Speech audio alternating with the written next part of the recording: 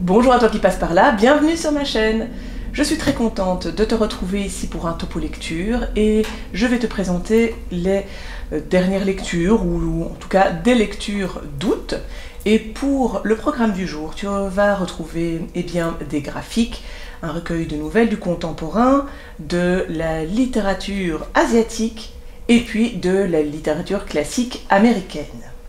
J'espère que ce programme va te plaire. En tout cas, moi je suis très contente de te retrouver et de te parler de ces lectures. Donc on commence tout de suite avec le recueil de nouvelles. C'est Lapin maudit de Borachon. On est aux éditions Rivage. Alors ici c'est traduit du coréen par Anne Yumi et Hervé Péjoudier. La version originelle a été publiée en 2017 et pour cette version française, elle date de 2025.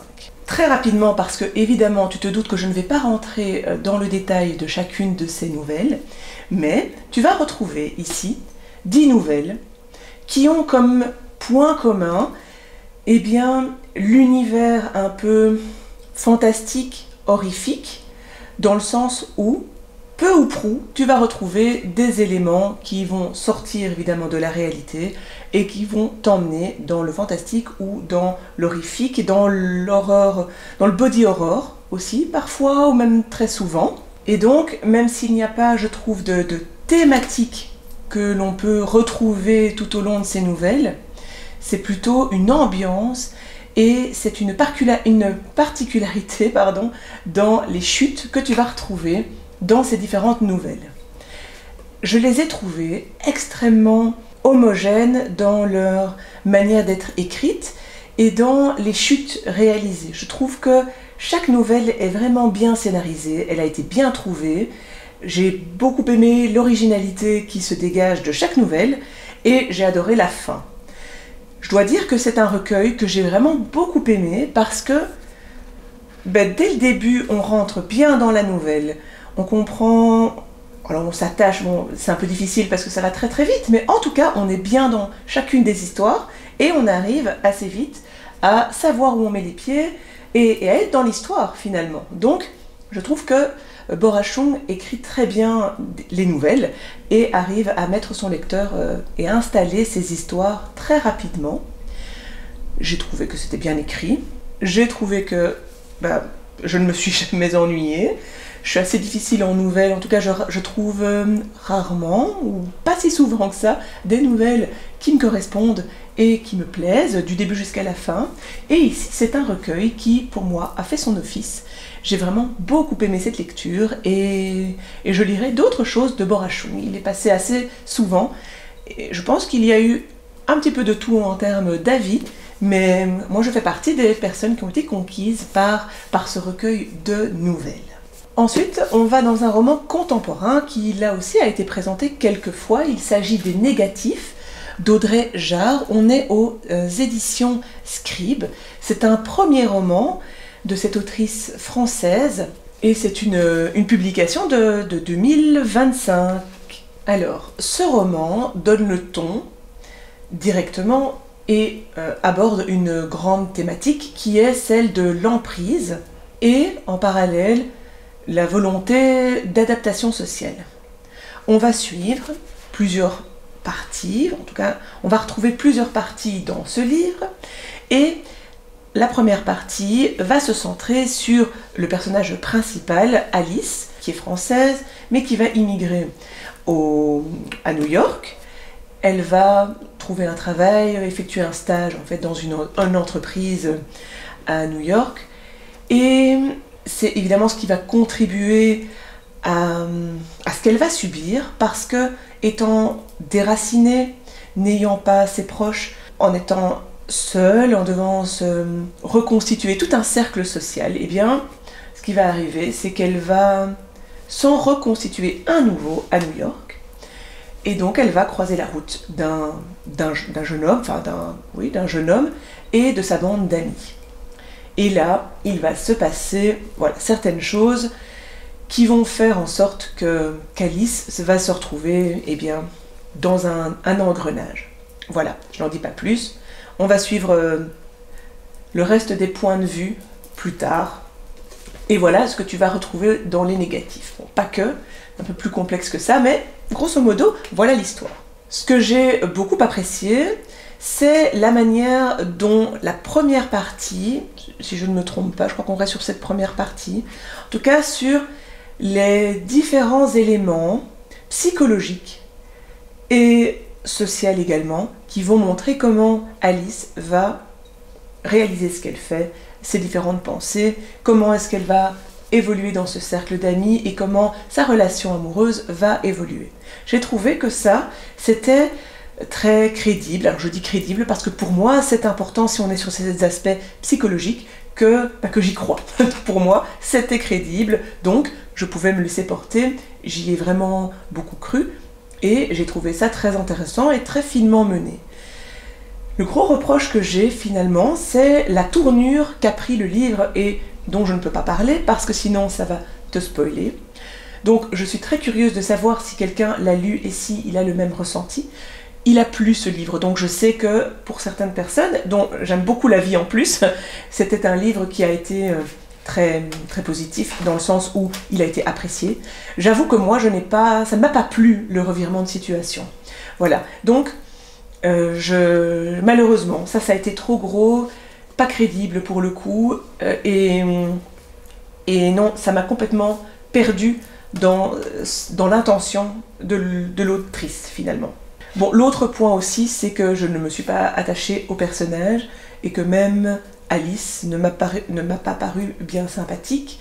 Alors, je ne pense pas que l'intention de l'autrice soit de la rendre sympathique, mais j'ai été, pour le coup, assez détachée de ce qui lui arrivait, on se comprend, et voilà, avec un autre personnage, j'aurais peut-être encore plus été, en tout cas je serais rentrée en résonance davantage avec d'autres personnages, mais ici j'ai moins été attachée à cette héroïne.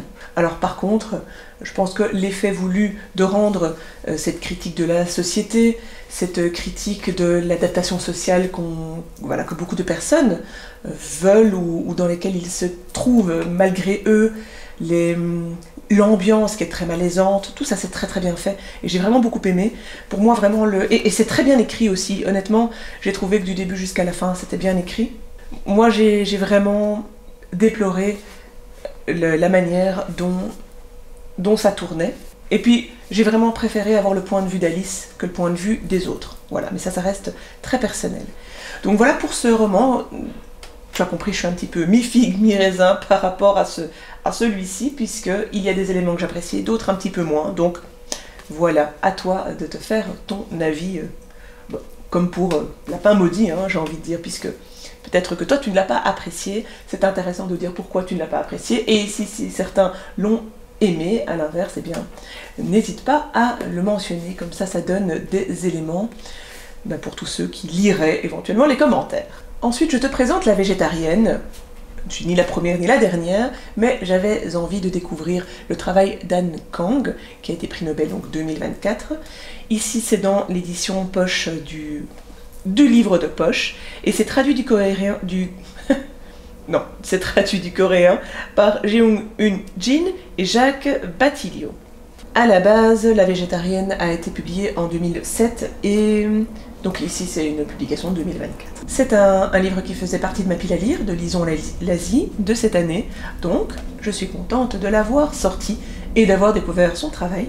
Dans ce roman, on va suivre, au travers des yeux du mari de Yoongi, un moment clé de la vie de Yoongi, puisque, à un moment, une nuit, cette jeune femme va se réveiller, elle va aller manger dans le frigo, en tout cas elle va dans la cuisine, et elle vide toute la viande qui est contenue dans ce frigo qu'elle jette. Et son mari se réveille à ce moment-là aussi, lui demande ce qui se passe, et elle explique qu'elle a eu un rêve, et qu'à partir de ce moment-là, elle devient végétarienne. Alors déjà, bon, végétarienne, alors je ne sais pas si c'est la traduction ou pas, mais en gros dans l'histoire c'est même plus que végétarienne, puisque elle est végane, enfin je veux dire elle n'accepte plus aucun aliment ou aucun produit qui est d'origine animale. Donc elle va plus loin que la volonté de ne plus manger de viande. Ce qui est ici assez particulier, c'est qu'on va retrouver l'engagement donc de cette jeune femme. Évidemment, le mari ne comprend absolument pas pourquoi, il trouve que c'est une aberration sans nom, et à travers ses yeux, on va évoluer dans cette évolution et dans leur rapport, et c'est ça qui est très très original et qui est quand même assez perturbant, parce que ça va aller très loin. C'est très très malaisant, l'évolution de cette ambiance familiale, parce qu'il y a la relation amoureuse entre le mari et sa femme, mais il y a également la rencontre avec, ou la confrontation avec la famille de Yoongi. Et donc, c'est très spécial de voir les attitudes de chacun par rapport à sa prise de position. Et c'est très très très fort. J'ai adoré cette première partie, parce que là aussi, il y en a 3 ou 4, j'allais dire, mais non. Il y a 3 parties. Et dans chacune des parties, on va rester avec les mêmes personnages, mais parfois c'est l'un qui va prendre une plus grande ampleur, et on va avoir une autre partie de l'histoire. Pas de ce moment clé, mais un autre moment de la vie d'un des personnages. Et j'avoue que c'est pour moi là le point négatif, parce que j'ai adoré la première partie, que j'ai trouvée très forte, très puissante, et très intéressant par rapport à la critique sociale, par rapport à voilà, pas mal de critiques qu'on pouvait faire. Et puis ensuite, j'ai trouvé que les autres histoires, les 2 autres parties me perdaient. J'ai moins compris l'intérêt et le sens de les ajouter à ce volet de la végétarienne. Donc j'aurais peut-être préféré juste avoir la nouvelle, la végétarienne, que je trouve parfaite en soi. Et puis les 2 autres m'ont peu apporté, m'ont peu éclairé, m'ont moins impacté aussi. Voilà, bon, elle écrit bien. Ce qui ressort, c'est un trait très original et très malaisant. C'est que ce soit ce trait de l'évolution de ce régime végétarien, en tout cas l'évolution plutôt des relations qu'elle tisse avec les membres de sa famille et avec son mari. Mais il y a des éléments liés au fétichisme dans d'autres nouvelles. Il y a des comportements qui sont un petit peu malsains ou malaisants. Enfin, ça ressort vraiment très très très fort. Il y a un côté un peu érotique, sensuel dans l'une des nouvelles. Et j'avoue que ça, j'ai moins apprécié. En tout cas, j'étais moins sensible à ça. Donc voilà, c'est également une lecture un petit peu mitigée. Je suis très curieuse de savoir si les autres récits sont aussi avec ce côté malaisant, sont aussi dans une volonté de critique sociale. Donc si tu en as lu d'autres et que voilà, tu as pu repérer certains éléments que je pourrais apprécier dans d'autres livres d'Anne Kang, eh bien je suis évidemment ouverte et curieuse d'avoir ton point de vue. Le dernier roman du topo, c'est L'éveil, qui est donc le classique de la littérature américaine. C'est Kate Chopin qui est l'autrice. On est ici aux éditions Liana Levy Piccolo. La version originale date de 1899 et pour la version française, on est en 2006. Il faut savoir que Kate Chopin est donc une autrice qui est née en 1850 et décédée en 1904. Et elle est née à Saint-Louis. Donc ici, ce roman, qui donc est paru en 1899, je le rappelle, est un livre qui a choqué, perturbé, et on comprend bien pourquoi. On va suivre Edna, qui habite en Louisiane à la fin du 19e. Elle a une vie dans la bourgeoisie, elle a un mari avec qui elle s'entend, elle a un enfant, elle passe ses vacances dans une sorte de station balnéaire, enfin pas une sorte, tout à fait une station balnéaire, et on va démarrer cette histoire dans cette station balnéaire pendant l'été. Là, elle fait la rencontre d'un jeune homme, Robert, qui va l'éveiller à la sensualité, à l'émancipation, à toute une série de choses. Et on va suivre Edna dans ses différentes réflexions, dans son introspection, dans son intimité, et évidemment dans tous ses comportements liés à ses réflexions et ses prises de décision et de position. Elle n'a pas un mais 2 enfants, bon ça ne change pas grand chose, mais en tout cas à la base on sait que sa vie est très traditionnelle et puis évidemment ça peut peut-être être chamboulé. J'ai trouvé que ce roman et l'écriture de Kate Chopin, ou Kate Chopin, je ne sais pas comment on dit, désolée, était très très délicate. Alors ici c'est traduit de l'américain par Michel Herp Wolinski, et c'est peut-être lié, en tout cas j'ai trouvé que cette traduction, cette écriture était vraiment très très délicate, très ciselée, très jolie. J'ai adoré la manière dont c'était écrit, tu l'as compris. L'ambiance pour moi est également une sorte de roman victorien, qu'on est à la même époque. Voilà, je ne sais pas si on peut redire que, je ne sais pas si on peut dire qu'aux États-Unis on est aussi dans une époque victorienne, mais en tout cas j'ai retrouvé cette ambiance et j'ai retrouvé cette volonté de pouvoir décrire cette société, et j'ai beaucoup aimé la critique sociale et la volonté d'émancipation de ce personnage. J'ai un petit peu moins aimé les différentes réflexions liées au noir et aux autres origines, parce que ça c'est quand même assez parsemé. Alors évidemment ça date et c'est lié à cette époque, mais j'ai été un petit peu heurtée. J'ai énormément apprécié ce roman d'apprentissage quelque part, cette quête initiatique, cette quête de soi qu'exerce Edna, et vraiment c'est un livre dont j'ai adoré faire la rencontre. Il est en écho avec ce que j'ai lu aussi de La Paix des Ruches, parce qu'on est sur des thématiques très, très semblables, même si c'est un autre genre, un autre style et une autre plume.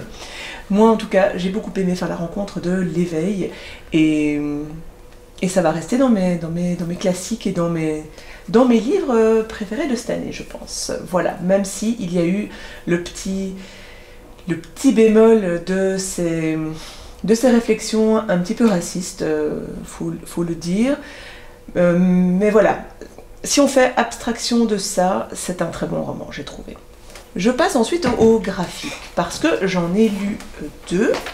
Donc les deux derniers que j'ai lus, c'est Sa Majesté des Mouches d'Aimé de Jong, et donc c'est bien d'après le roman de William Golding. On est ici aux éditions d'Argo.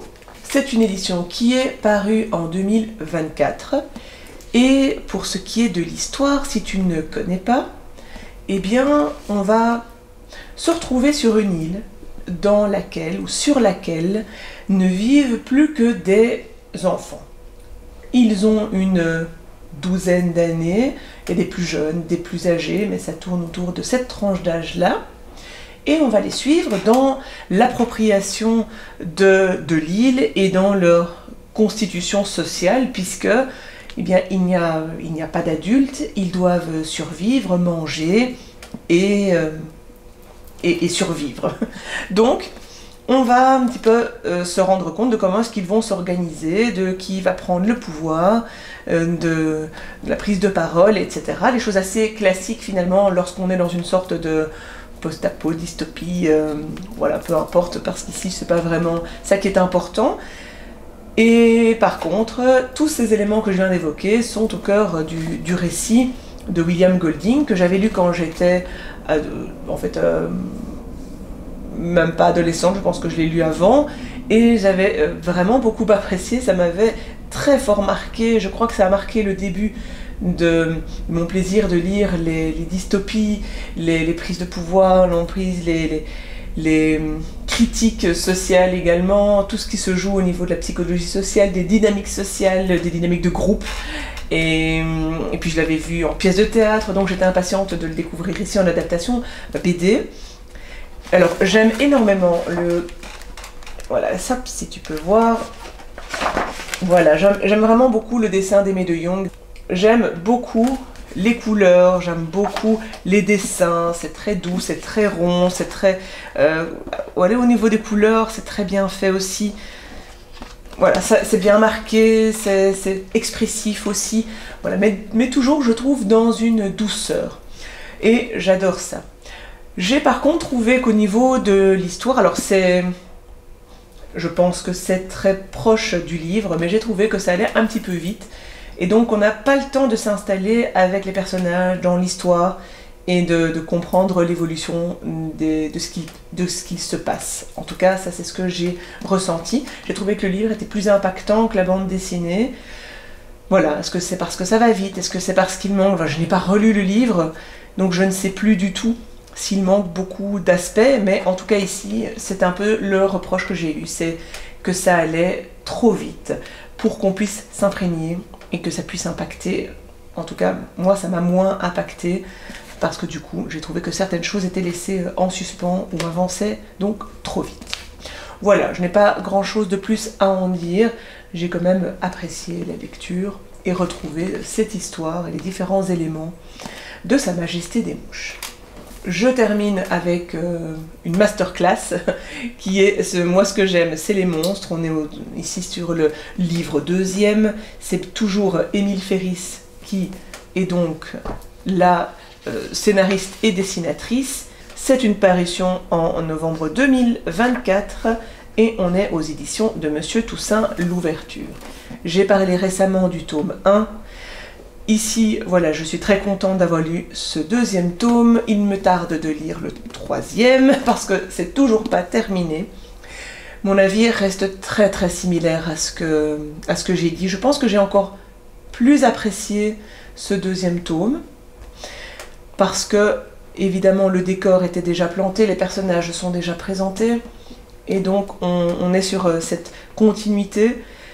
Le dessin, c'est toujours une sorte de crayonné, bic, que je trouve très intéressant. En tout cas, moi, j'apprécie beaucoup cet effet stylistique et graphique.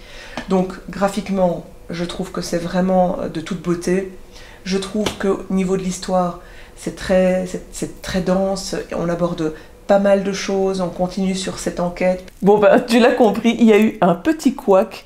Il s'avère que ma carte mémoire était pleine, donc je n'avais pas filmé ou je n'ai pas su filmer le reste de ce que je disais dans la précédente vidéo, donc j'ai dû refilmer un autre rush. Donc je ne sais plus évidemment ce que je disais à ce moment-là, je n'ai même plus le livre en ma possession, mais je parlais donc de Karen qui dans le premier tome est une jeune fille de 12-13 ans, donc on a évidemment toute son entrée dans l'adolescence, tous ses rapports avec les autres jeunes, les autres pairs de sa classe et puis ses voisins, et donc tout ce microcosme va évoluer et grâce à, en tout cas au travers ses yeux, on va un petit peu apprendre à connaître la population de cette époque-là, ce que vivent les différents personnages, que ce soit la pauvreté, la précarité, le fait de trouver un travail ou pas, le fait d'être marginalisé aussi, ça c'est évidemment un grand thème, c'est assez central dans moi ce que j'aime, c'est les monstres. Il faut savoir que dans ce 2e tome, Karen évolue, grandit et donc devient aussi adulte, on a aussi ces moments-là. Donc voilà, c'est une bande dessinée que j'apprécie beaucoup, je te le disais chez toi il n'y a pas longtemps. En tout cas, graphiquement, j'apprécie toujours autant le trait. Et au niveau du fond, j'aime beaucoup aussi les thématiques que Émile Ferris aborde grâce à son héroïne et au fait qu'elle se compare, qu'elle se prend pour un monstre. Donc j'ai vraiment hâte de voir ce que la suite nous réserve et voir un petit peu comment les événements vont prendre tournure. Voilà pour ce topo. Ça me fait très bizarre de clôturer de cette manière-là a posteriori. En tout cas, j'espère que je t'ai donné des idées lecture, comme à chaque fois. J'espère te retrouver en commentaire. Encore une fois, un énorme merci à tous ceux qui prennent le temps, que ce soit de liker la vidéo, de booster la vidéo, de partager, de mettre des commentaires, que ce soit des nouvelles personnes qui commentent ou des anciennes, ça me fait toujours extrêmement plaisir et j'avoue que ça me booste à tout point de vue de savoir que je ne suis pas toute seule et que de l'autre côté, j'ai le soutien de certaines personnes. Ceci étant dit, je te souhaite beaucoup de belles choses pour cette semaine. Je te dis à très bientôt pour une prochaine vidéo et en attendant que le plaisir de lire soit avec toi.